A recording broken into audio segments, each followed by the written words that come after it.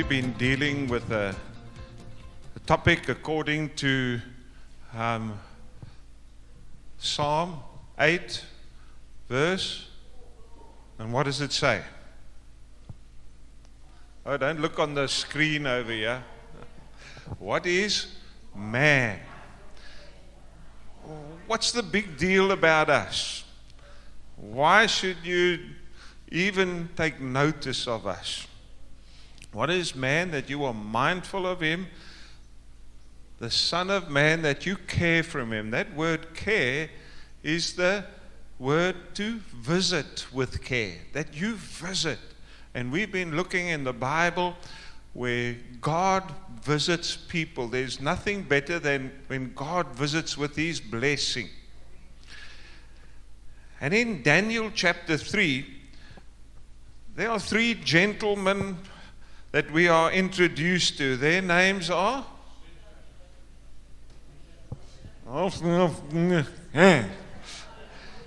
Shadrach, Meshach, and to bed we go. Abednego. And a bad Negro. Abednego. And they are told to bow down and worship an idol.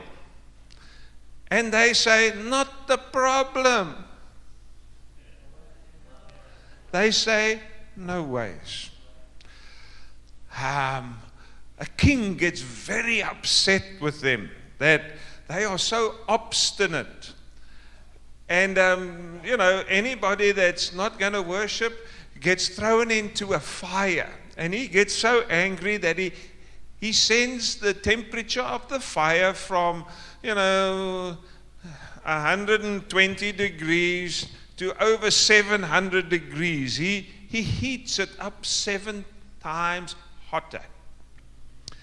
And he gets the worship team for the idol to play the music, and he offers them another opportunity to bow down and worship.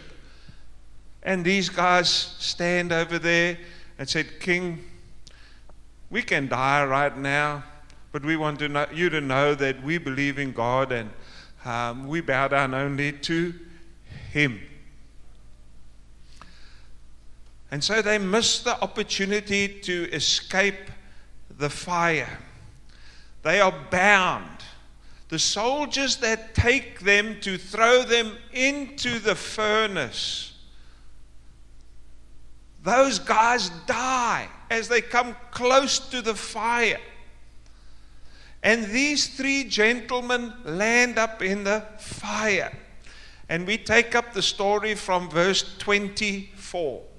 Daniel 3 verse 24. Then King Nebuchadnezzar jumped to his feet. I think we need more people that are going to jump to their feet in amazement, and asked his advisors, weren't there 3 men that we tied up and threw them into the fire? They replied, certainly, your majesty. He said, look,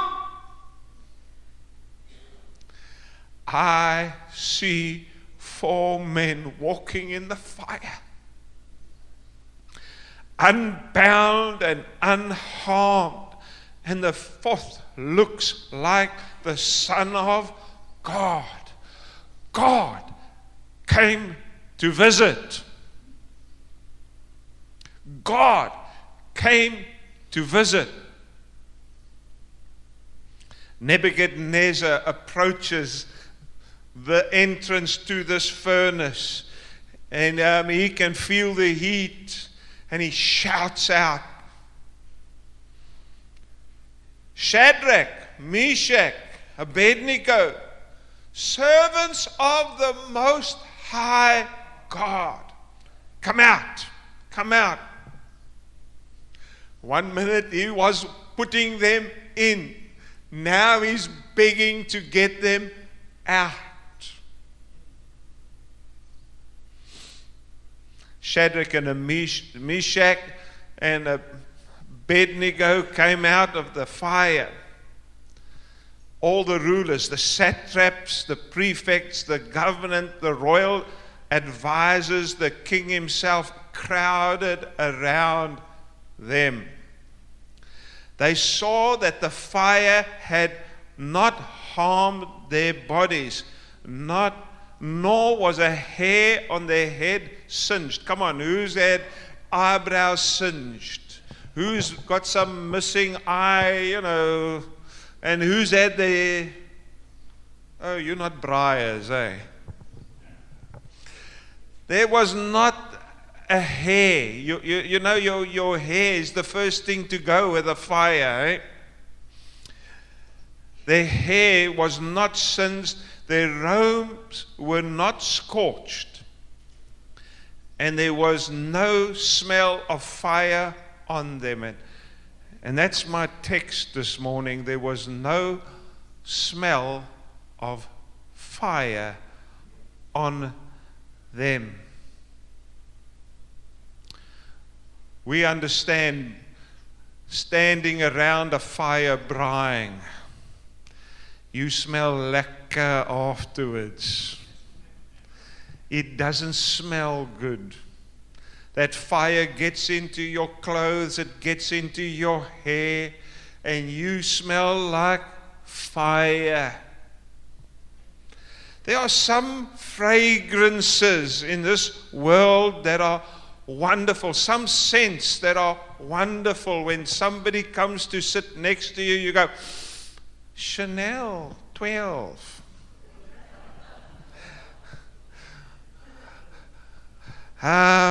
You go, oh, that's Brut.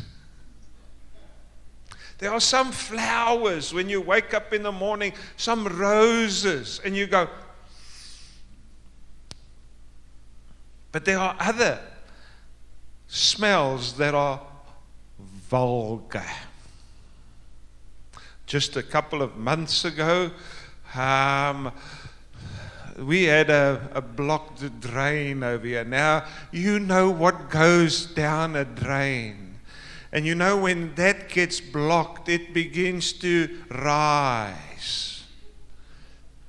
And so we were involved in trying to open up the drain. Anybody tried to open a drain before over here? And so I've got this stick and I'm trying to shove it into the drain to open the drain. And as I'm standing over there, the wind just sends a waft of some of the church's sacrifices that were made the week before through my nostrils. And I start retching. I want to get sick. That smell is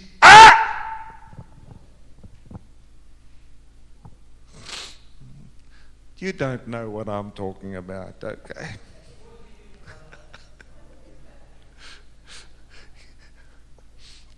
You go and you wash your hands afterwards for about 5 minutes, don't you, Craig? And I can't handle that stuff. A couple of years ago, in the church, still in our old church, I got up to preach, and so I'm getting up to preach, and on my left-hand side, the next minute I see 2 or 3 people just get up and they go and sit somewhere else, and I think, whoa, what's going on over here? And afterwards I find out what happened, and they came to sit over there in church, and it was time, they were having time of worship, and they sat down, and this one gentleman just decided to slip his shoes off. En broer Derek, dit was stinkvoet. Those people couldn't handle it. They just got up and went and sat somewhere else. Now we don't know about stinkvoet, okay. There are some smells that aren't so lekker. There's some smells that get under our skin.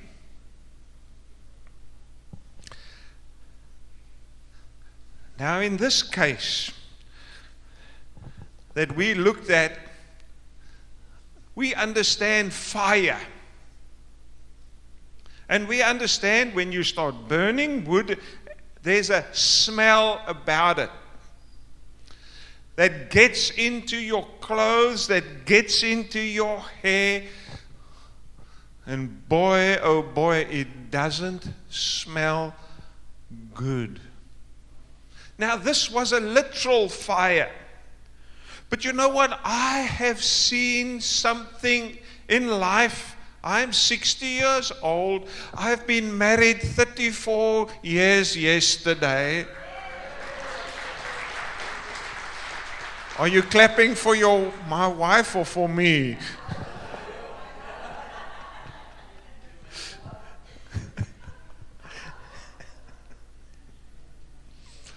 I thank God for giving me my wife, Debbie. And thank you for the 34 years that we can share together. But you know, there are some fires. It's not like a bushfire. It's not like wood burning. There are some fires that people land in. You don't see no flames.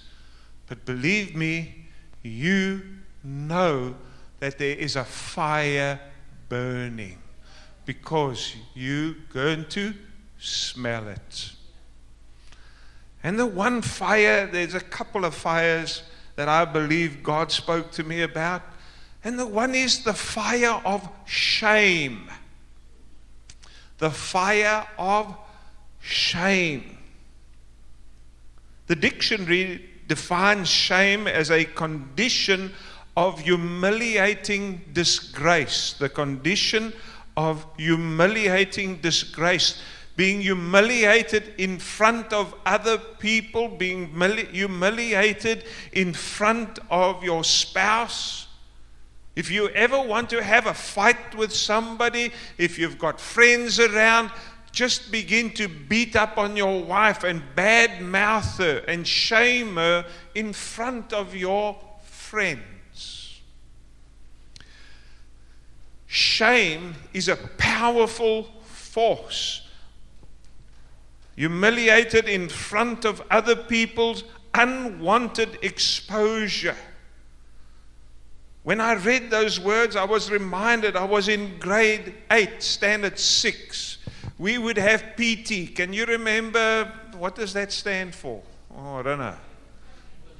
Physical training. We used to have PT, and so you have PT period, and you go and you do physical exercise, and then we were in a boys' school, and off you go to the showers, quickly shower, and you're back to class. And there was one boy in our class. Every time we used to say, okay boys, shirts off on the one side and shirts on the other side. And so you play soccer or touch rugby or whatever, but this boy never ever removed his t-shirt.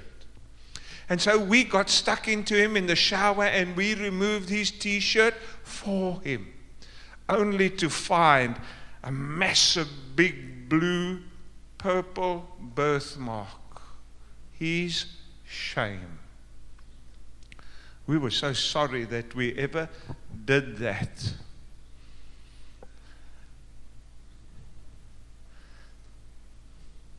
Some people suffer from shame of not being good enough.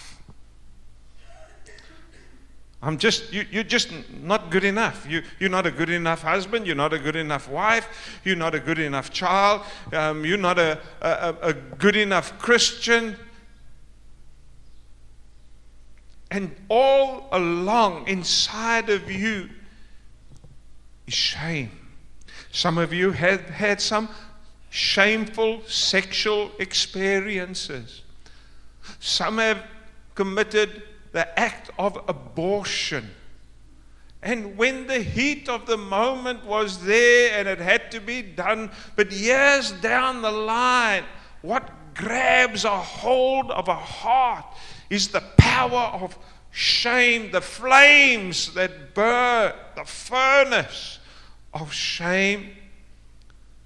There's the furnace part of this furnace of shame is being excluded, of always being left out. And sometimes it's in the family, and sometimes it's in a church, and sometimes it's amongst work colleagues at school. They just leave you out. You put on one side. You're never chosen. And so you carry this, I'm not good enough, and you carry this fire of shame, and it burns. When you are sitting in this fire of shame, how will you know the stench, the smell? When you always want to withdraw from people. You don't want to be around people. When shame is there, one of the ways we try to correct it is by being perfect. Perfectionism. In other words, my wardrobe, my home, my car, my way I dress, everything must be in place and it must be perfect. And because we're always in this tension of shame and presenting, check, I'm quite happy, hey. Well, we need something to help us to be happy. And then drugs becomes part of the helping to suppress shame and to bring this, no, I'm good enough, I'm relaxed. They battle with addictions. And they land up battling depression. There's another fire that I've seen burn in a heart, and it destroys many men and women, boys and girls. It's the fire of being envious, greed with envy. Green because it's growing all the time. Green because it's being fed. You know what? When it's brown, then it's dead. When it's can't grow anymore, then it does not green. But when it's green with envy, it's being fed day in and day out. You start looking at things, you start seeing things. You look at wealthy people, you look at people that are prospering, and you are envious of them. You look on the web pages of those people, you look at what they're doing, you look at what they drive, you look at the homes they live in, and you're envious of them. You look at people around you, and you look at their success. Oh, they've got a successful marriage. Envious. Well, they have got children. We don't have children. And there's an envy inside of you that chews you. When you land in that position, you will know that you're battling with envy. There's a smell of distrust. You distrust people. You distrust people around you. You are unhappy at the success of others. You cannot tell somebody, wow, that's wonderful, that's beautiful, congratulations. You battle with that, but you know what? Yeah, inside of your heart, when you see that person failing, you go, yes! Then you want to pass on a congratulator. But because you know it's wrong, you rather keep quiet. There's another fire that I've seen in my years of working with people, and that's the fire of anger. You know what the fire of anger is? You know, in the Bible it talks about thumos. And that's where we get the word thermometer from. And a thermometer, it starts out, that little red stripe starts out at the bottom and it's lowest. But as the heat gets turned up, the little red stripe begins to, the temperature grows. And this is what happens in people's lives. The heat is turned up and anger comes out. Sometimes it just erupts. And at other times, it just grows gradually, slowly but surely, that fire. Then that incident happens, and then this one says that, and it's like putting another log on the fire, and then that happens, and there's another log on the fire, and it's not long, and those flames begin to shoot up, and the fire is getting hotter and hotter. And anger grows in our hearts. You know that wherever there is anger in a marriage, wherever there is anger in a family, unforgiveness and hatred are not far away. They grip our hearts, and you can come here to church and you can sing nice songs, but boy, oh boy, when it comes to forgiveness, when it comes to loving somebody, yes, I can say I forgive you, but don't do it again, eh? That's not forgiveness. Forgiveness is when you've let it go and you treat that person as if they had never done it, and you love them accordingly. You'll know that fire of anger, and come on, we've all got people like this in our families. They just need the wrong button touched. They need the wrong nerve, and a fight just happens. Words get said. There's no control of what comes out of the mouth, and it just causes mayhem. They are a fight waiting for a place to happen. You're not talking about me, eh?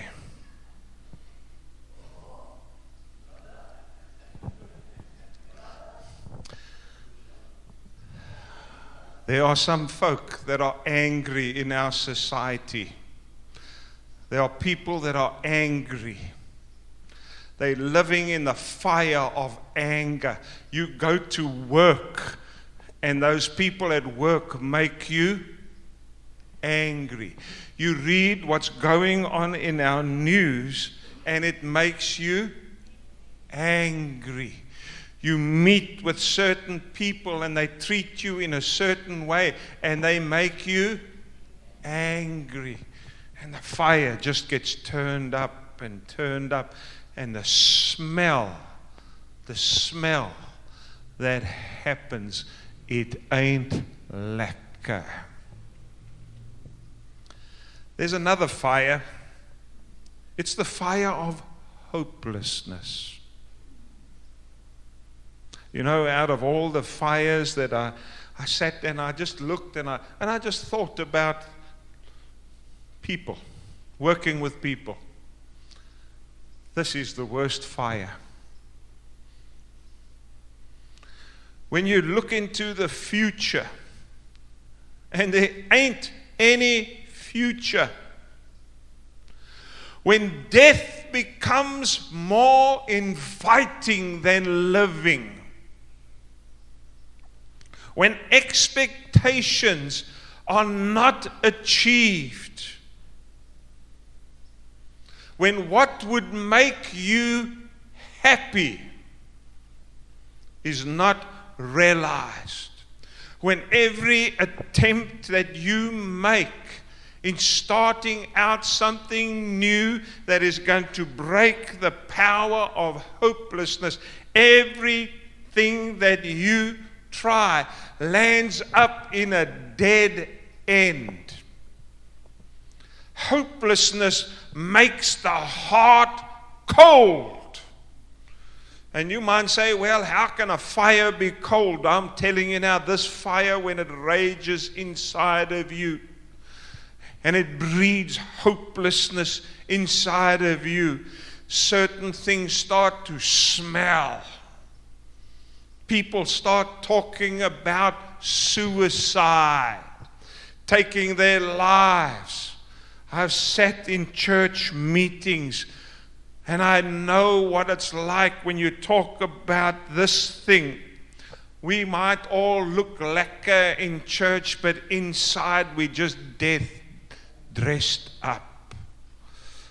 And you begin to talk about these things. Who has thought about taking their own life? Who's just thought about it? And immediately, I was sitting in a church meeting, and a person that I know, when they asked to stand, if you've ever thought of taking suicide, this person stood up, and I went, what? Hopelessness. Fire that burns. Not far away, mixed up in all this hopelessness is anxiety, fearfulness, is irritability, restlessness, and a loss of interest in the normal day-to-day activities. We will put the TV on and stare at it.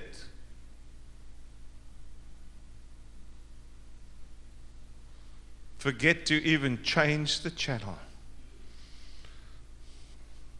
A garden will go to mess. A kitchen will be unkept. A woman will stop looking at her beauty and making her hair nice. A man will walk around with his head hung. And silence will be his partner. When these fires begin to burn, and there are other fires, I want to tell you, the same God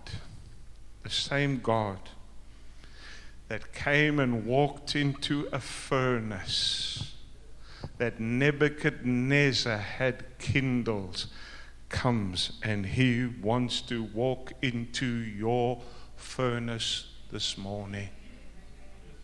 The fires that burn in your heart and in your life. God, the fourth person in the furnace. He wants to come and walk in and come and visit right where it is burning.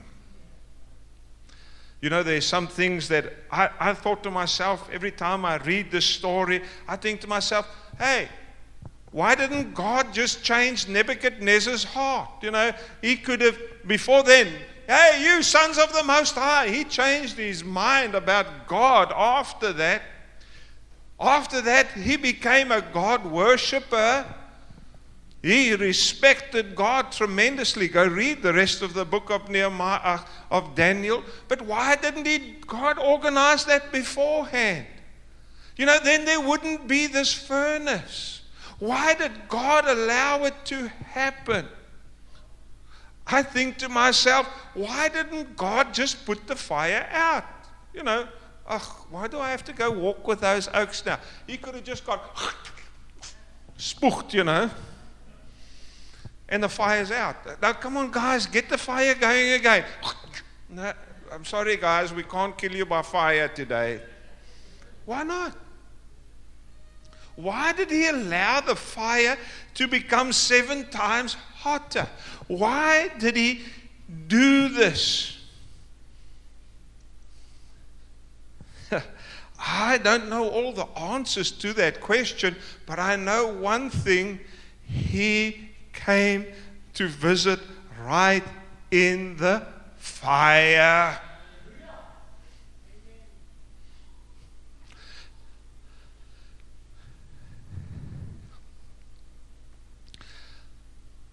If you've never battled with shame before, you probably are 6 foot under by now.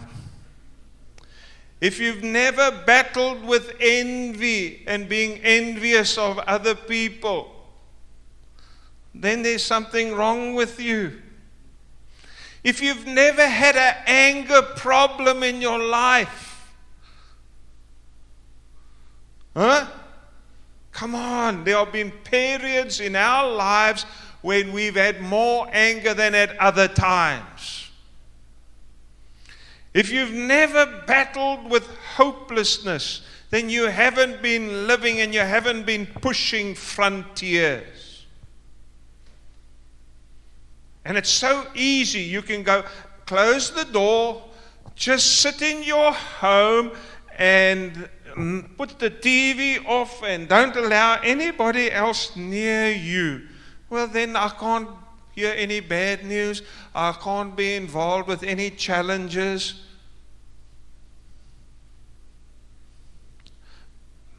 But boy, we have all experienced these things. But I want to say to you this morning, exactly as those words hit me. Those leaders came up to those three men, they checked their hair and they said, yesterday, not a single hair singed brown. Not 1 ounce of their clothing burnt. And there was not a smell of fire.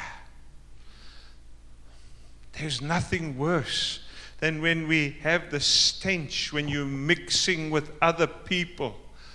They think that the stench of shaming others is a wonderful thing. They think that, feeling envy is great. They think, hey, you must get angry and come on, just let it out over there. They think that, hey, come on, man, this world is hopeless. And they think that's normal. I want to say to you this morning, it is not normal. You were made in God's image. And you were made without shame. You were made with hope in your heart. And yes, you can become angry, but the Bible says, get angry and do not sin. You were made to desire things, not looking at others and comparing yourself to other people, but you were made to walk with God's plan and purpose for your life and to live it out. And boy, I want to say to you now, the smell of all these things does not belong in your life. You need to get to walk and a visit with the one that goes into furnaces and he stops the fire. There's some of you that work in places of fire. I was on Thursday morning, I was at the police station. This time of the year, they have a memory, a time of remembrance. They light a candle for all their colleagues that have died. Well, I'm in the printing business. We lost a colleague last week. Well, I'm in the pastoral business. We had 65 pastors shot dead. No. I feel sorry for those men and women. They've got to go into every crime scene. There are criminals that want to just kill them just so that they can take their service pistol. There are teachers that walk into classrooms, to come and teach. Oh, really? They are sitting in front of children that are going through the fire of shame. They are going through the fire of anger. They are going through the fire of being envious. They are going through the fire of being hopeless. And you coming along and you want to come and teach them.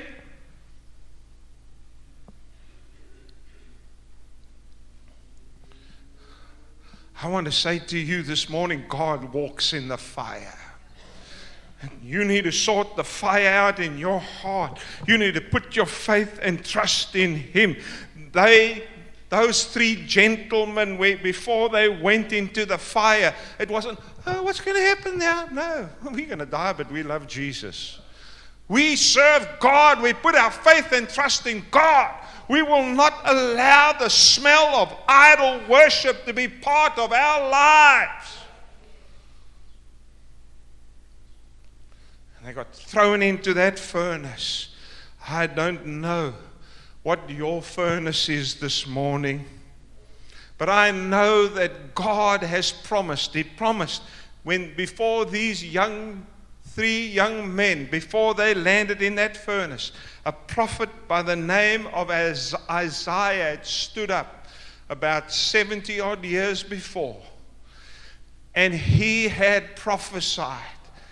And he had said, when you walk through the fire, you will not be burned.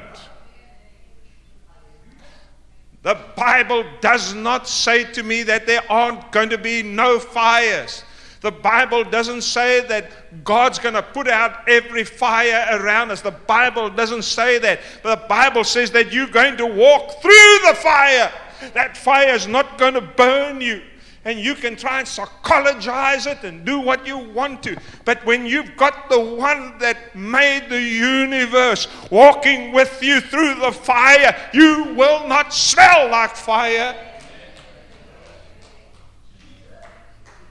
The smell of a fire around us is being glorified, and God's not being glorified. God wants you to walk with Him in the fire. The time of smelling like everybody else around you is over. You carry with you the presence of the Almighty God. In Him you live and move and have your being, fire or no fire. You stand and you don't allow the smell, the stench of this world to be your smell and your stench. I don't want you to miss next Sunday, because I want to teach you, I want to speak to you about the aroma and the fragrance of a person, the Rose of Sharon. His name is Jesus. He didn't only say, hey, I don't want you to smell like those, like a toilet. He came along with His own scent and His fragrance. And if you want to know what that's about, you need to be here next Sunday.